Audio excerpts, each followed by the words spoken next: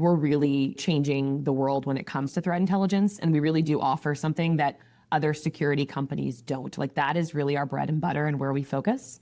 I think a lot of other security companies say they do it, but it's a piece of what they offer. Everyone wants to build stronger pipeline, but only a few know how to make it happen. If you're listening to this show, you know Outbound is not dead. You just need a little help building a system that actually works. Well, you're in the right place. I'm Todd Busler, and on this show, we're breaking down the plays, processes, and frameworks behind repeatable pipeline growth, straight from the people who built it. Let's get into it. Really excited for this episode today. I have Bridget Connolly. She leads the SDR, BDR function at Recorded Future and has spent times building the SDR function at companies like Mimecast and Riverbed Technologies. During this episode, she's mentioned that she's hired over 400 BDRs, and she'll cover everything from hiring, interviewing techniques, how they approach experimentation, cross-functional relationship building with marketing and ops, and how they've made transition from a wider sell to any account to a way more narrow ABM focused approach. Enjoy. Bridget, pumped to have you. How you doing? Good. How are you? Thanks for having me. Yeah, I'm doing great. Excited to chat with you. I know we chatted a little bit beforehand, but there's a lot that I think you have to share with the world, and there's a lot of moving pieces and kind of this role in particular. So I'm excited to chat how you've approached it at a really sizable scale, and I've seen a couple different companies. So let's get into it. You've built and led sales dev business development teams at companies like Riverbed, now Recorded Future. What's excited you about moving into this space, threat intelligence overall?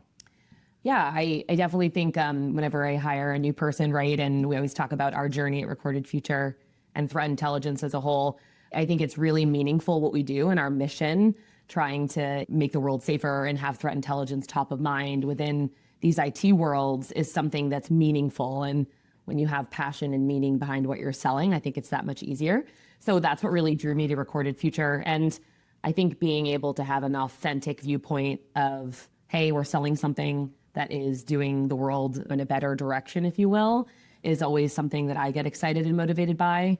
So that's really what's led me to want to venture in my role at Recorded Future and build a BDR team here. Before we get into all the details, maybe for people that haven't heard of Recorded Future, what's the quick kind of 30-second elevator pitch? Sure. So we've really been on a mission to help organically orchestrate a threat intelligence world and ecosystem that is safe for these dark web and malicious attackers. And obviously, as technology is becoming more advanced and multi-threaded, there's a stat that the average number of technologies that an IT stack has is 300 plus technologies. So at Recorded Future, we're really trying to find a way to have visibility and also peace of mind for a lot of these professionals that have these huge ecosystems that they manage. Makes sense. Yeah, I have a lot of questions there. But Bridget, talk to me about what was the function like when you started? Coming up on 2 years now, I know the organization has matured a bit.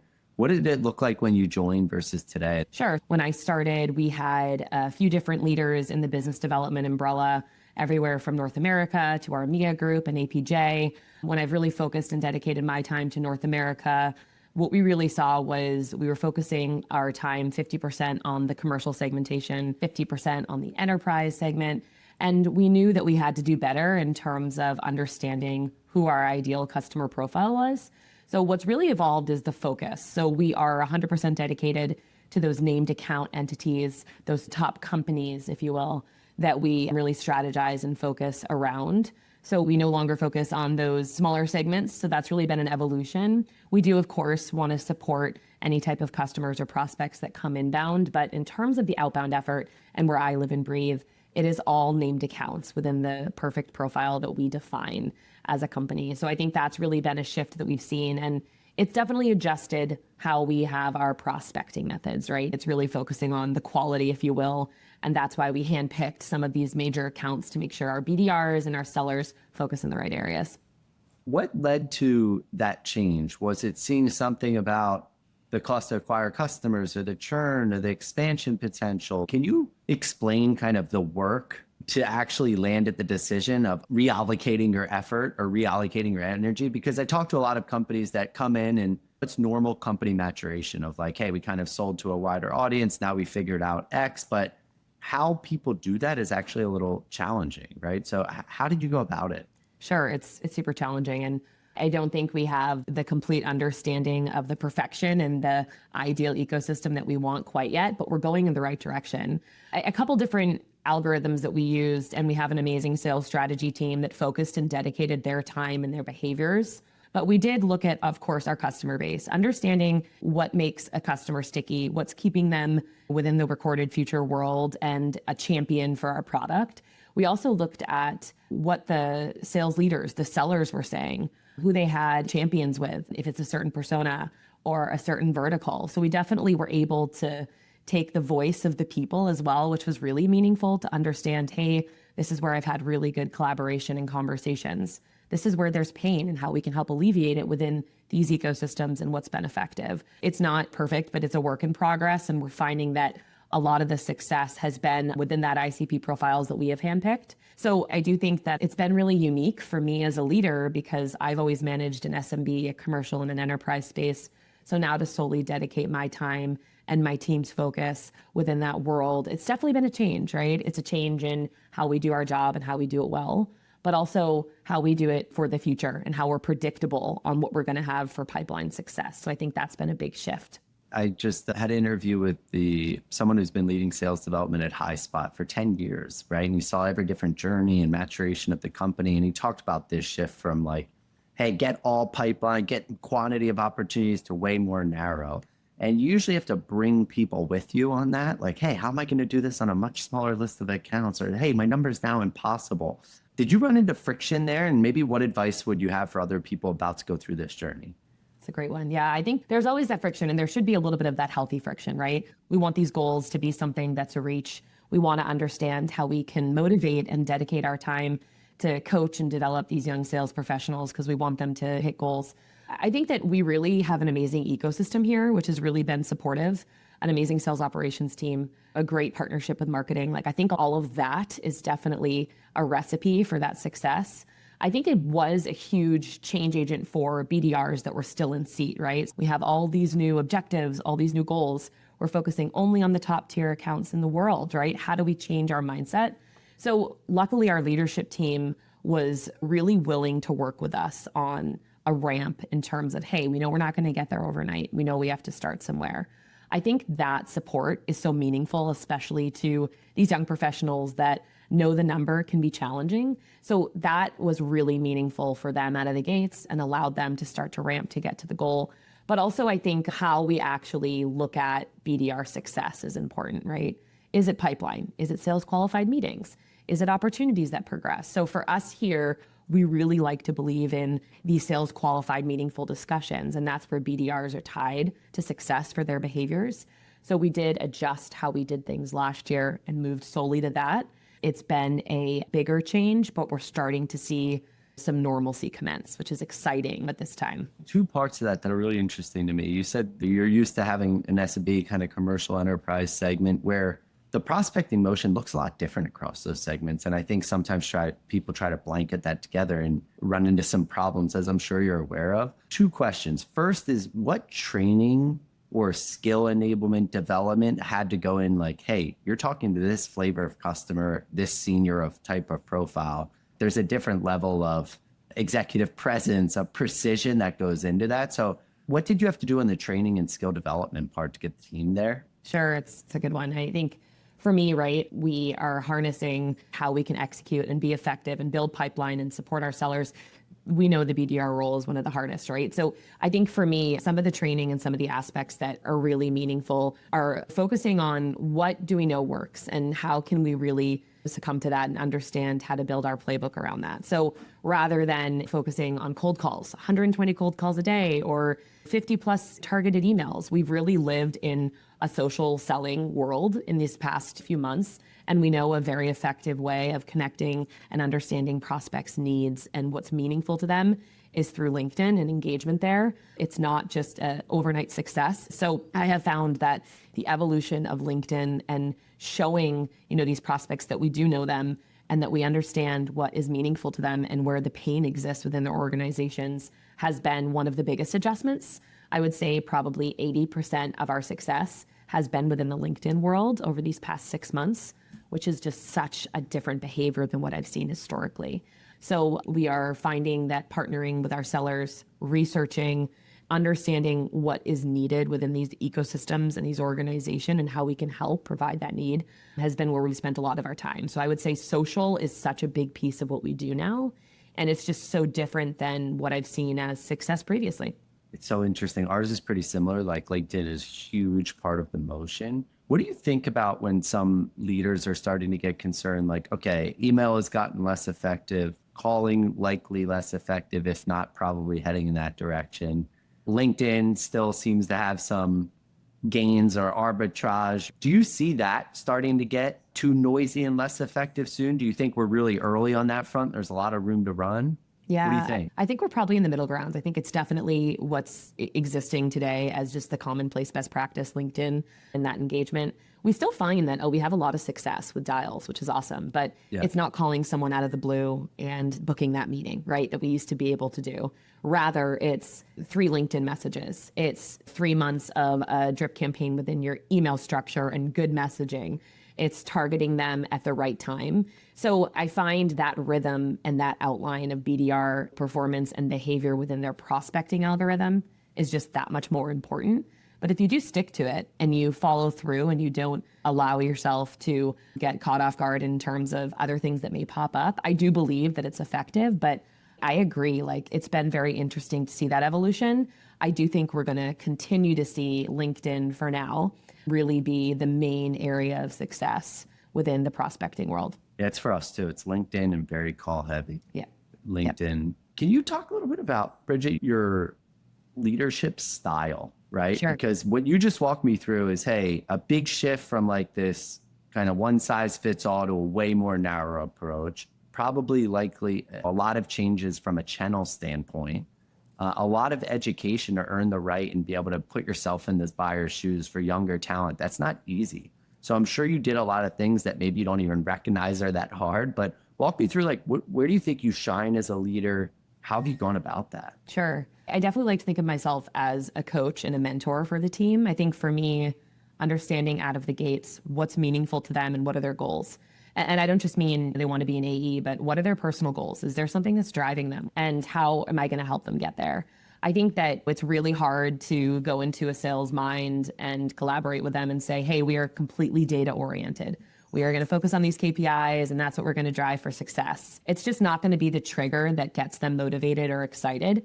So I want to understand what's meaningful to them, what their goals are. In terms of how that cadence is structured, I do still like the one-on-ones weekly. I use those as their time. That is not for me to come in with questions, understanding lead particulars or their prospecting rhythms.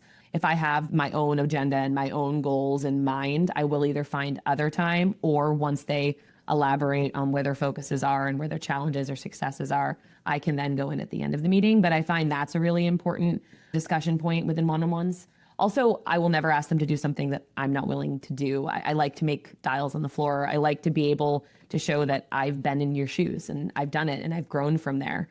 And then we do a lot of role plays. I think it's really meaningful and there's a lot of cool technology out there that are allowing some automation and some self-directed coaching with role plays. So that's something we've been piloting because I think that really trying that on, being able to envision yourself pulling the trigger and finding yourself talking the talk is allowing you to put that energy out there before you hit the phones and start prospecting. So I always find that as a good outlet as well.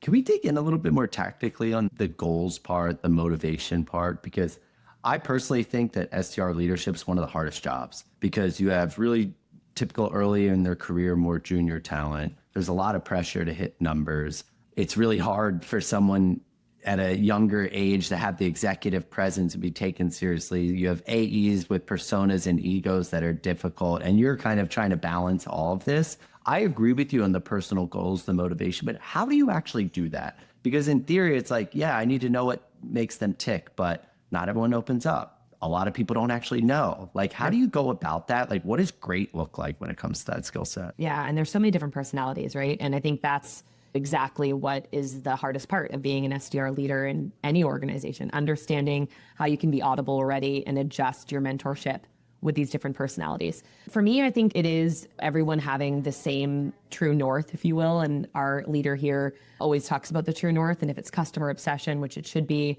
in the BDR world, it's really understanding what your metrics are and how you're going to get there. For me, I think that I always like to emphasize the partnership and the alignment with your AD, that's our sales reps here, because that is going to be so critical. It's going to help you get to your number. They're going to be your biggest champion, and they're really going to be your biggest voice. So I do have a scorecard that I like them to really start to utilize within their chats with their AEs, with their chats internally within the ecosystems here. And they all have the same metrics that they can actually understand how they're doing well. Because I think that, to your point, right, we need to still have KPIs, but how do we really outline them in a positive effort? But also for these young sales professionals, right, we want them to be able to own their charter, their method. So I do like them to pull their own data. I like them to understand not just how many meetings were sales qualified and completed, but how long it took you to get to a certain conversion within pipeline and seeing those deals close, right? So I think it's important to actually track that.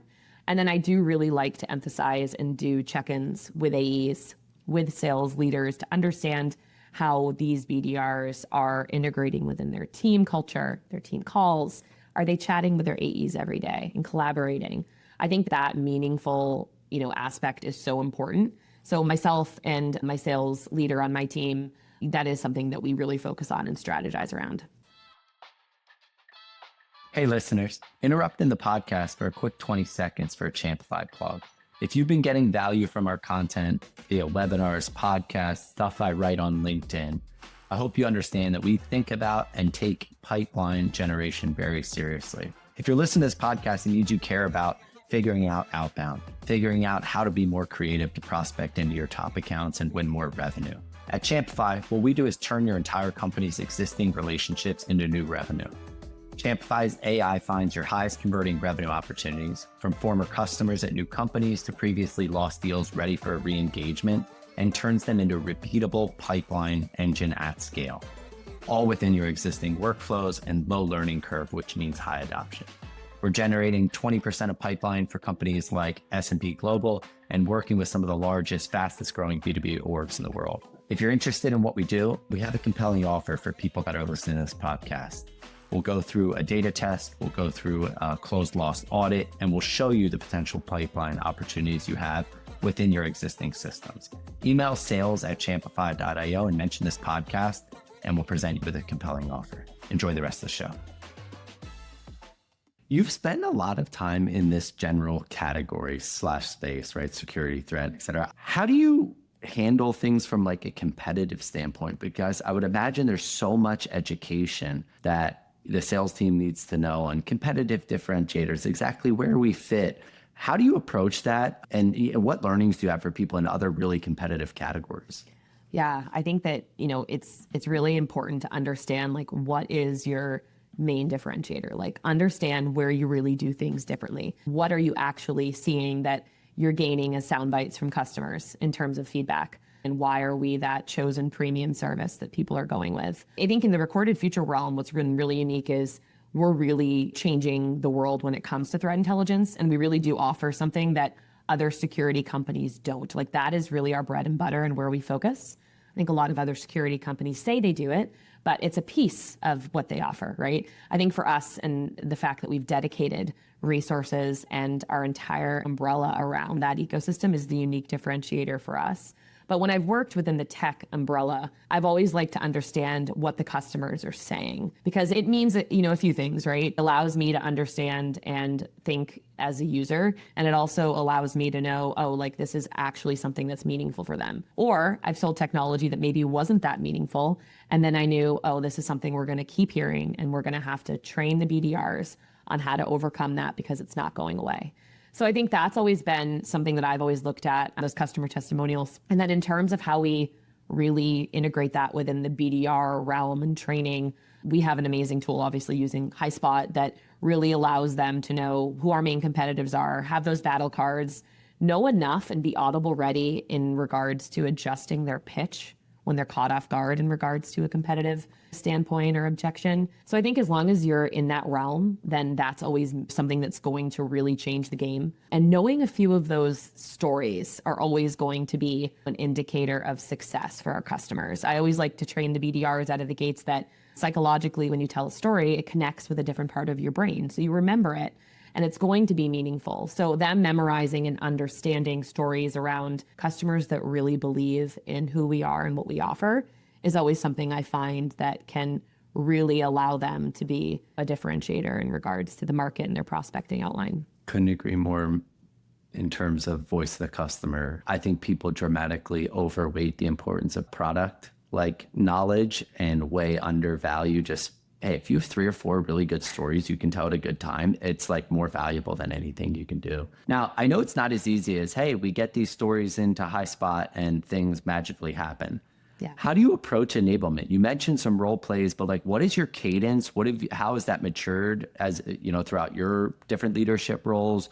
What does great enablement look like? Like, I think this is a very under-discussed topic, and I'd love to hear how you approach it. Yeah, I think it's severely under-discussed. It's really interesting because enablement means so many different things to different organizations. For me here, we have a great enablement team that really helps us with anything we need in terms of our enablement journey and playbook. I am a believer that it needs to be owned and led by the leader. I think that our enablement team here supports us, but in terms of the outline and the expectation, they do have that as a go-to-market standard, but I believe the enablement journey is owned by the leader. I think for us, it's really something that is critical because enablement is not just, product or competitive, like we discussed. For us, we have young sales professionals that really want to move up the ladder and they want to be promoted. So I would say 90% of my one-on-ones, that's the topic, right? When can I move on? Like, when can I, have the opportunity to interview? Or, what does that look like? What's needed from me? So my enablement conversation has really evolved, and a lot of my structure has been emphasized around what that looks like for their next step. So that's, them actually utilizing Gong. We'll actually have them watch a Gong recording and talk about what went wrong within a discovery call that an AE had. And we'll actually have them play out the call and how they would have done things differently. Every time that they hit a certain metric consistently for a couple of quarters, once they're a high performer, they're able to unlock that training and that ability to be enabled for that next step. But I think that it's really the definition of the leader and what they think is of importance. For me, it's really emphasized around the arena of progression because that's where my BDRs want to go. So I think that's where I've spent a lot of time in the enablement world. Love that. Yeah. There's so much you're saying that's subtle that I think a lot of people don't do. Like you mentioned the role play, you mentioned the breakdown, the call, and actually say, what would this person have said, tying the enablement to the promotion path, right? Like there's just a lot there. And I think a big learning I've had is just the way you sell is extremely important, which means like enablement is just getting more important, and like little subtle things that the best people do have huge impacts. And I'm constantly underwhelmed by a lot of the enablement programs at companies. One other topic I want to get into here is like the like old playbook of like, hey, make this number of calls, put this many people in a cadence, like that's changing really quickly. You mentioned like from a channel perspective, 80% coming from LinkedIn, way more narrow account list. How do you organize your team or structure to be able to experiment on new things while, hey, I have a goal to hit every single month? I'd love to hear how you approach it. You have SWAT teams. Do you spin off little test areas? Like, how do you go about that? Yeah, I think it's really hard, especially as things are progressing and changing so quickly. We've done a little bit of both. So I do think a SWAT team and having a little pilot group is really meaningful. We have a lot of support from our marketing group, but of course they are creating goodness from events. And that's meaningful, but that's another thing for BDRs to follow up around. So they have events, they have inbound leads, they have outbound. They have all this goodness, like how do we channel it and harness it and do it in the right direction? For me, I think that, getting to our number and building pipeline is number one. So where I see that to be successful can be a combo of marketing and outbound in our world usually. So focus there first. What I really like about the pilot groups is it really allows you to see, hey, we're going to test this, see if it's successful, see if we can reproduce it in other areas and how we can make it meaningful and then add it to our PDR playbook. So for example, my public sector group, We know that they do very well in the channel and public sector. They'll actually do call out days with channel partners, either in the channel partner office or in the office of Recorded Future, just to create that collaboration and that enthusiasm with our channel ecosystem. We haven't done that as a private sector group for North America. So I find that as something that I would like to pilot. So I'd probably do it with New England, see how we do there, and then really try to understand what the conversion looks like and if it actually is meaningful before I would outline it to the whole group. They're hard to track and hard to do, but I think those are the examples and the success triggers that then can lead to an expansion of a great opportunity for prospecting. So I've done that a bunch. I think that's really awesome. And then you have to go with what works for you and where you're seeing success. And sometimes I may have someone who hits their number every month and they're doing it by driving a lot of activity through the phone. They're doing cold calls. It's effective. I have someone else that is getting all of their meetings via LinkedIn and it works for them. I always like to outline to new hires that what may work for me may not work for you, but you need to have an algorithm and an outline. And we give you that outline, we prescribe it, and maybe adjust it a bit, but it's important to understand that these are main areas and themes that are successful for one, may not be for the other, but we do need that guiding light, if you will. I find there's this yes, you need to have the team focused on hitting the number, and there's a bunch of tactics and strategies, and that's table stakes, that has to happen. But a common theme I see with the best leaders is they have some methodology of experimentation. Yeah, and they're always trying to find okay, where is that 5X breakthrough? Is it on this channel thing that maybe hasn't gotten enough attention, right? Yeah. Is it a specific way we handle events? I'm always interested in how people go about that. You mentioned a lot of support from the marketing group. What does a great partnership look like with the marketing counterparts, right? Because I think in the past, it was hey, marketing's doing their thing. Most salespeople kind of complain about what's happening with marketing. But now the best orgs are working really tight with an ABM perspective, from an ABM perspective, events perspective, messaging. What advice do you have on working cross-functionally with those teams? Yeah, we talk about this a lot. I've been at so many companies and led BDR orgs under the sales umbrella, under the marketing umbrella. It shouldn't matter, right? We are under sales, we are a go-to-market team here. We've been under marketing too. I think that we drown ourselves in the details of attribution. So sometimes we have that unhealthy sales versus marketing. I think here what's been very refreshing is that we are all unifying together to try to build pipeline and build pipeline in the right direction. So that's been really meaningful. I know that the ABM model has been really hard for a lot of go-to-market entities to adjust to. We've done a very good job focusing on the right accounts. I think what's been very challenging is that means that we're not going to see as many leads. That's going to be what happens. That's the result. But the leads that we are seeing are going to be more meaningful. They're going to be of more worth. And I think the partnership needs to be critical, right? That needs to be one of the number one aspects of any go-to-market engine. For me, I believe that from a leader's perspective, sales ops, marketing ops, you as a leader need to have a good relationship with each. And then for the BDRs, they are super close with their field marketing folks that they, help support, because it's important, the goodness that they're contributing towards the fields, and then how BDRs are following up and seeing the success, giving feedback, understanding how to adjust some of the key targets or what we're doing and what we're doing well. I think the other thing that shifted is that we don't do any of those large, trade shows or things of that nature. We will in some cases, but the smaller batch events that are more customized and more targeted within the ABM model has allowed us to see a bigger uptick of lead conversion. BDRs collaborate with the field marketing group to make sure that they're focusing in the right areas and helping collaborate as a team. So I found that to be really helpful. How'd you land on the smaller, usually I'd imagine more owned events model versus the big trade shows? Yeah, I think that marketing had a great perspective for how they wanted to go to market for this year because of the, ABM model, our ICP changing. We know that these more meaningful events that are targeted and in partnership with sales leadership really allowed us to know that success was going to be top of mind because we're targeting the right people. We know who they are. One thing I always like to tell my team, though, is brand awareness is important, right? Because people leave companies. They switch up where they are. They want to leave a role or talk about a product they used previously, and we want Recorded Future to be that product. So we need to keep brand awareness top of mind, but it's just these smaller batch events, smaller batch direct mail campaigns, Things of that nature have really changed the game.